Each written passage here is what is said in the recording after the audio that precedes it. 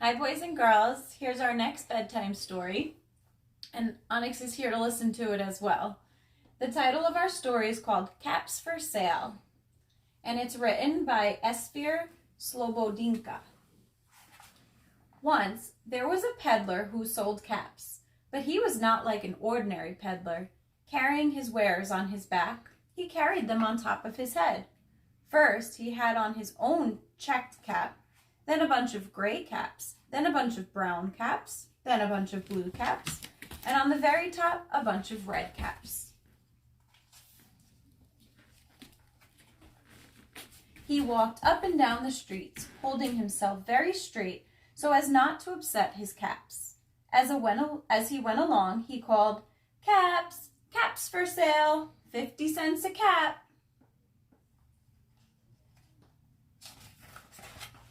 One morning, he couldn't sell any caps. He walked up the street and he walked down the street, calling, "Caps, caps for sale, 50 cents a cap."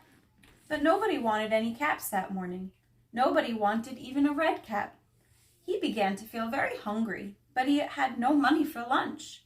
"I think I'll go for a walk in the country." And he walked out of town, slowly, slowly, as not to upset his caps. He walked for a long time until he came to a great big tree.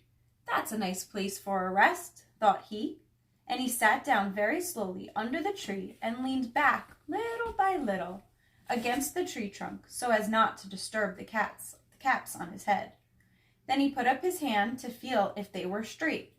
First his own checked cap, then the gray caps, then the brown caps, then the blue caps, then the red caps on the very top.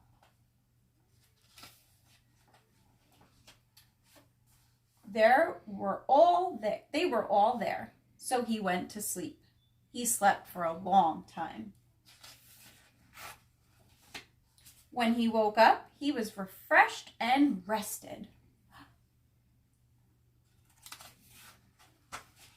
But before standing up, he felt with his hand to make sure his caps were in the right place. All he felt was his own checked cap. He looked to the right of him, no caps. He looked to the left of him, no caps. He looked in back of him, no caps. He looked behind the tree, no caps. I wonder what happened to his caps. Then he looked up into the tree, and what do you think he saw? What do you think he saw, boys and girls? On every branch sat a monkey. On every monkey was a gray or a brown or a blue or a red cap. He stole his caps.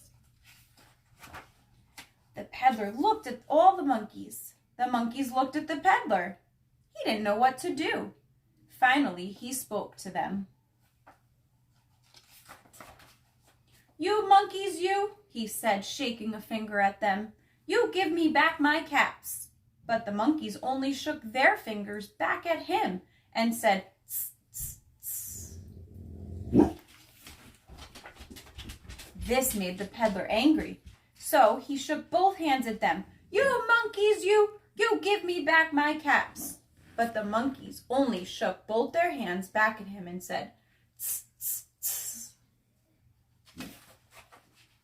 Now he felt quite angry. He stamped his foot and he said, "You monkeys, you better give me back my caps."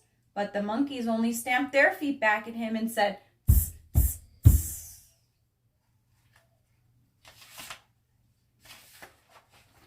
By this time, the peddler was really very, very angry. He stamped both his feet and shouted, "You monkeys, you must give me back my caps." But the monkeys only stamped both their feet back at him and said, what do you think? Tss, tss, tss. At last, he became so angry that he pulled off his own cap, threw it on the ground, and began to walk away. I wonder what the monkeys are going to do. But then each monkey pulled off his cap And all the gray caps, and all the brown caps, and all the blue caps, and all the red caps came flying down out of the tree. So the peddler picked up his caps and put them back on his head. First his own checked cap, then the gray caps, then the brown caps, then the blue caps, then the red caps on the very top.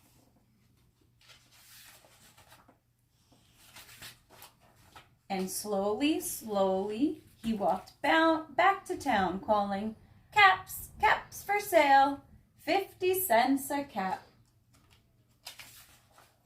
And that's the end of our story. I've posted some optional activities, a word search and a little sequencing activity. If you would like to do them, you absolutely do not have to. But I thought they were fun. I hope you guys enjoyed our story. Good night.